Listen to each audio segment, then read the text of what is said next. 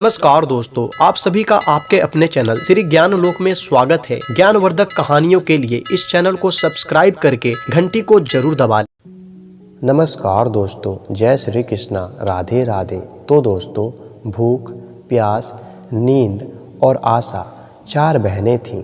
एक बार उन चारों में श्रेष्ठता की लड़ाई हो गई। हर कोई अपने आप को बड़ा बता रही थी। भूख ने कहा, मैं बड़ी हूँ। प्यास ने कहा कि मैं बड़ी हूँ। नींद अपने आप को बड़ा बता रही थी और आशा अपने आप को सबसे बड़ा बता रही थी। जब आपस में इस बात का फैसला नहीं हो पाया कि कौन बड़ी है, तो चारों इस विवाद को लेकर राजा के पास पहुंची। राजा के सामने भी उन चारों ने अपने आप को ही बड़ी बताया। राजा ने पूरे विवाद को समझा। राजा ने कुछ सोचकर सबसे पहले भूख से पूछा, बहन, तुम बताओ कि तुम कैसे बड़ी हो। भूख ने कहा कि मैं इसलिए बड़ी हूँ क्योंकि मेरे कारण ही घर में चूल्हे जलते हैं, अच्छे अच्छे पकवान बनते हैं, और जब वे पकवान थाली में सजा कर देते हैं तब मैं खाती हूँ, इसलिए मैं बड़ी हूँ। ये सुनकर राजा ने अपने सैनिकों को आदेश दिया कि जाओ, राज्य के प्रत्येक भाग में ये घोषणा कर दो कि आज से कोई अपने घर में चूल्हे ना जलाए, पकवान ना बनाए, थाल ना सजाए। तब देखते हैं कि जब भूख को भूख लगेगी तो वो क्या करेगी। सारा दिन बीत गया, सारी रात बीत गई। सुबह हुई तो भूख को भूख सताने लगी। वो चारों ओर भोजन को तलाश करने लगी, लेकिन भूख को खाने को कहीं कुछ नहीं मिला। तब वो लाचार होकर घर में पड़े रोटी के बासी टुकड़े खाने लगी। प्यास ये सब देख रही थी। वो दौड़ी दौड़ी राजा के पास गई और बोली कि हे राजन, भूख हार गई है। वो घर में पड़े रोटी के बासी टुकड़े खा रही है। फिर प्यास बोली, देखिए, मैं सबसे बड़ी हूँ। अब राजा ने प्यास से पूछा कि ठीक है, अब तुम बताओ कि तुम कैसे बड़ी हो। प्यास बोली, मैं इसलिए बड़ी हूँ क्योंकि मेरे ही कारण लोग कुएं और तालाब बनवाते हैं, बर्तनों में भरकर पानी रखते हैं, और वे जब पानी किसी बर्तन में भरकर मुझे देते हैं तब मैं पीती हूँ, इसलिए मैं बड़ी हूँ। राजा ने अपने सेवकों से कहा कि जाओ और पूरे राज्य में घोषणा कर दो कि कोई भी कुएं ना खुदवाए, अपने घर में बर्तनों में पानी भरकर नहीं रखे। राज्य के सभी तालाबों और कुओं पर कड़ा पहरा लगा दो, किसी को कोई बर्तन भरकर पानी ना दे।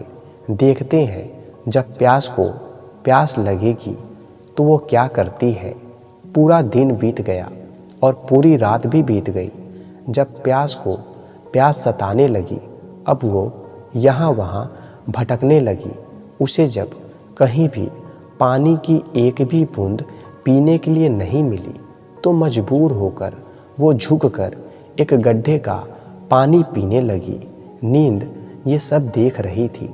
उसने तुरंत राजा को ये सब बताया और कहा कि प्यास हार गई। वो तो गड्ढे का पानी पी रही है, इसलिए मैं बड़ी हूँ। अब इसमें कोई संशय नहीं रह गया है। राजा ने पूछा कि अब तुम बताओ कि तुम कैसे बड़ी हो। नींद बोली, मैं इसलिए बड़ी हूँ क्योंकि लोग मेरे ही कारण पलंग बनवाते हैं, उस पर बिस्तर लगाते हैं। जब वो मुझे बिस्तर लगा कर देते हैं तो मैं सोती हूँ, नहीं तो मैं नहीं सोती हूँ। अब राजा ने अपने सैनिकों को आदेश दिया कि राज्य में ये मुनादी कर दो कि कोई भी पलंग ना बनवाए, उस पर बिस्तर ना डलवाए। जब नींद को नींद आएगी तब देखते हैं कि वो क्या करेगी। दिन में तो सब ठीक रहा, आधी रात बीत गई। उसके बाद नींद को नींद आने लगी। वो इधर उधर बिस्तर खोजने लगी। उसने खूब ढूंढा, लेकिन बिस्तर कहीं नहीं मिला।